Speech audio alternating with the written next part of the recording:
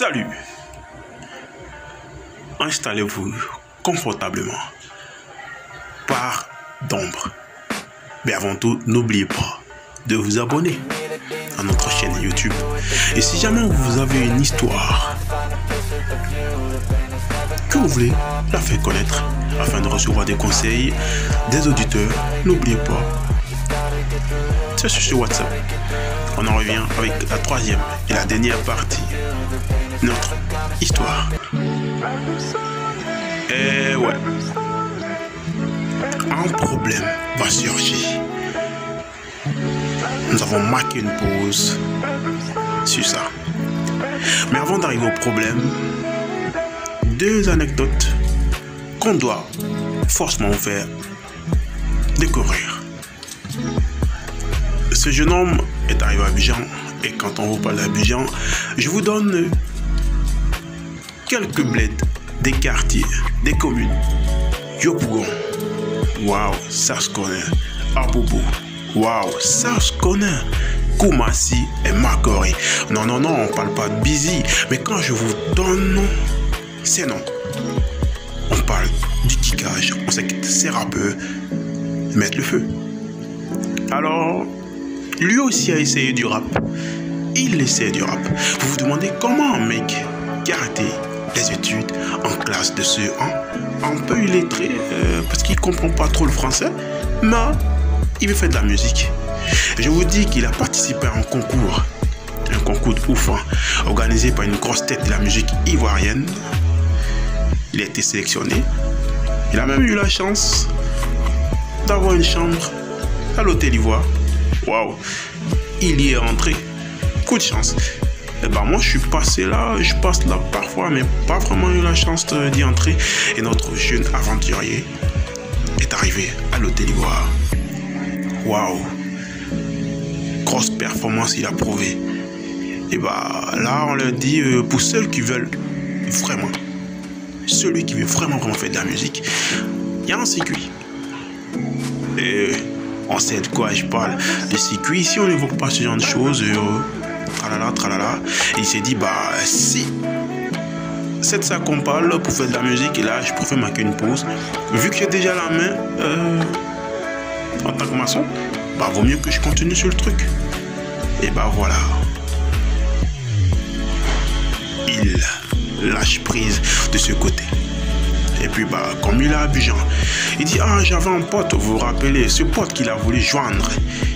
Et quand il s'est trompé sur ce numéro, c'est ainsi qu'il la chope. Sa meuf. Il dit bah j'appelle mon pote.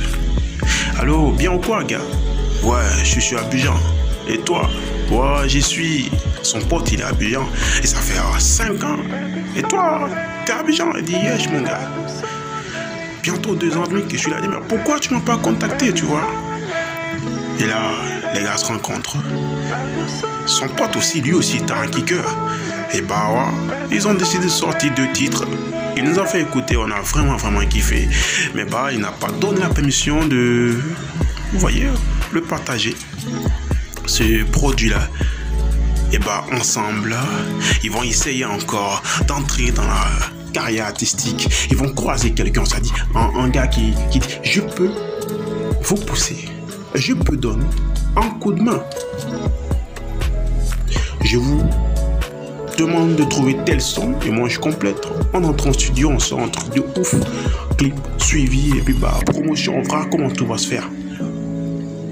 Et les deux se saignent à mort, tu vois, et se saignent à mort encore et encore et encore et encore. Ils ont réussi à réunir cette somme demandée. Mais c'est l'Afrique et c'est le mystère. L'Afrique et ses marmailles. On va dire tous les petits-fils de Makosso. Juste pour Marie. Ça n'a pas été ce qui devait être. Et bah, sur les nerfs, ils ont demandé à ce que le bif soit remboursé. Et jusqu'à présent, rien de tout cela n'est fait. Pas de remboursement. Sur les nerfs, mais il est encore dans son taf. Il s'échoppe en autre chantier avec son pote qu'il a pris sous son aile. Bah, on va travailler ensemble. Tu avais un peu la main dans la maçonnerie et tout ça. Donc, du coup, ils sont dans une autre commune, tu vois. Et oui, dans cette nouvelle commune, Le taf est bon. Je vous avais dit qu'il avait un chantier de 1 million et quelques. Bah, ça était un technicien qu'il avait mis sur le coup. Et bah, ce même technicien a aimé sa manière de faire. Donc là, dans notre chantier, dans cette commune, Convater, tout allait si bien. Il t'a fait normalement. Et comme il a passé quelques jours de galère, on va dire quelques mois même, je vous dis pas ce qu'il a bouffé parce que c'était waouh. Très très dur, tu vois. Et là, il devait de mois, de maison, qui n'a pas pu solder. Alors le premier bif qu'il reçoit, il paye. Et il paye encore quelques mois d'avance et tout ça. Envoie un peu de bif à sa mère, parce que c'est toujours un bon garçon. Et c'est un bon garçon. Bah voilà, la petite, il y a longtemps, même s'ils sont parfois en train de se chamailler, il dit bah je t'envoie ceci. J'ai quelque chose avec. Donc la petite, elle reçoit ça, c'est la joie, et tu vois, tout ça, ça roule. Puis ça roule. Elle dit, je vais entreprendre avec ce bif que tu m'as envoyé. Il dit, waouh, ça c'est une bonne meuf, tu vois. Un grand cœur. Comme ça, je pourrais au moins me concentrer sur quelque chose, voilà. Et bah, c'est un homme, je vous le dis. Il ne reste pas tranquille. Chaque soir, parce qu'ils étaient au premier, le deuxième n'est pas encore fini. Donc quand il taffe chaque soir, il monte sur la dalle et il observe le monde, tu vois. Il observe un peu le bled, il observe un peu toutes ces meufs qui circulent. Et il dit, bah, je crois que je vais essayer un autre truc. Et il se chope une meuf, je vous dis pas le huc qu'elle a. Un superbe de, tu vois quoi, le truc il est déposé, c'est dans les normes. Il kiffe la petite. Elle a train de lui mettre un peu la tête hors de lui, tu vois. Et c'est comme ça que ça se passe. On en revient. Un jour, ça me fait l'appel. Bah, j'ai besoin de telle somme. Il dit, bah, attends, tu m'as dit que tu vas entreprendre avec le bif que je t'ai envoyé. Qu'est-ce que tu en as fait? Il dit, bah, j'ai réfléchi et je me suis acheté un téléphone. Et bah là, dans sa tête, ça pète un câble, tu vois. Il n'est pas trop lui. Il dit, bah, comment est-ce que tu peux être aussi débile? Tu vois. Et là, à grosse tension. Il a même voulu lâcher la meuf. On m'a dit qu'il a mis une pause. Il se checkait pourquoi, tu vois. Mais il aimait quand même. Il se torturait au fond, tu vois. Ses grandes sœurs, quelques tantes lui dit, bah, tu sais, elle est un peu gamine.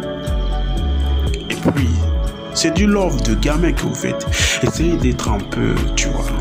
Vu que c'est toi qui l'as déviégé, et t'as fait une promesse. Mais il fait le fier, il fait le dur.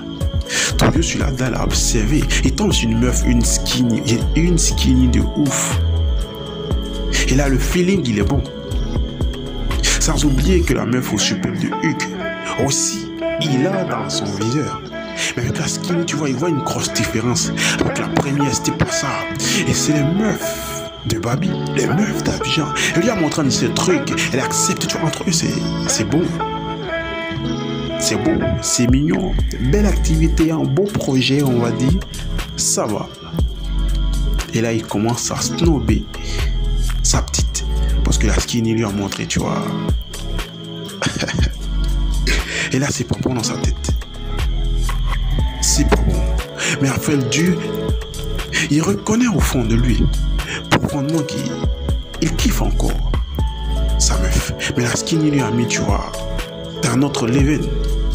Et là, il ne sait pas où passer les pieds. Parce que, bien qu'il soit conscient, mais inconsciemment, il a aussi promis à la skinny de ne jamais la laisser. Et là, comme il est perdu, il ne sait pas comment s'y prendre. Il est, tu vois, il nous a fait part de son histoire. Il a besoin de conseils. Il a besoin de vous, les auditeurs. pouvez lâcher des commentaires, vos conseils, nous faire pour les commentaires de cette vidéo des messages écrits sur WhatsApp ou aussi sur notre adresse email qui s'affiche. Mais si quelqu'un a une histoire qu'il veut faire connaître et recevoir des conseils comme pour ce jeune homme, et vocal, WhatsApp, pas d'appel. On va vous dire comment procéder pour que votre histoire soit diffusée. Merci pour tout le temps et n'oubliez pas de lâcher un commentaire et de publier la vidéo.